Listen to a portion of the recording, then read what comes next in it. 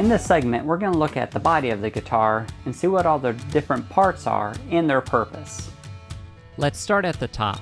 This part is called the headstock. The shape of the headstock serves no real purpose, and different styles are found on different makers of guitars. The purpose of the headstock is to hold the next part that we're going to talk about, the turn-in pegs, or what most people call the tuners.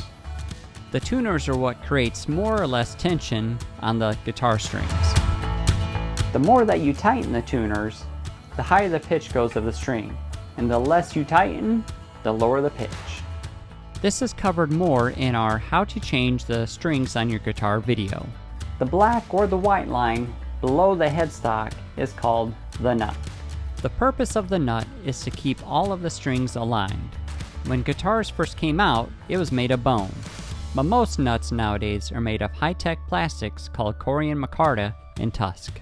Under the nut is the part of the guitar you'll always be touching, the neck, or sometimes referred to the fretboard or the fingerboard. Along the neck are these thin strips of metal called the frets. When you push down the strings touch the frets closest to your fingertips. As you push the string down and move down the fretboard, the pitch of each string gets higher. The higher up the fretboard towards the tuners, the lower the sound.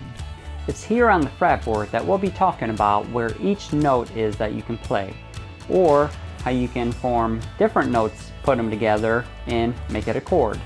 More on this later. The neck is connected to the next piece, the body. The top part of the body is called the soundboard. On the soundboard is a hole called the sound hole. As you can guess, in the acoustic guitar, this is where the sound comes out from. If you look inside the sound hole into the body, you'll find bracing and electronics, if it has any. Below the sound hole is the bridge. On the bridge, you'll find the holes where the guitar strings first attach to. The strings are held into the bridge by the bridge pins. Also on the bridge is the saddle, a key part of the guitar. The saddle is what suspends the strings and transmits the vibrations to the top. To finish up, there's a few other miscellaneous parts to know. The first one, the beautiful rosette. This is the decorative element of the guitar. The rosette, French for little rose, also helps protect cracking from rapid changes in humidity. The piece that runs alongside the edge of the guitar is called the binding. It also helps with protection. Down at the bottom is the strap pin. There's this one, and then there's another one on the neck that you can use to attach your strap. This piece is the pick guard. It's usually made of a type of plastic or wood.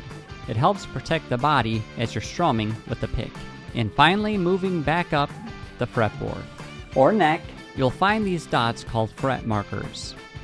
They help you quickly identify where you are on the neck. You see there's a square formed between the frets. The first one at the top is 1, then 2, then on down.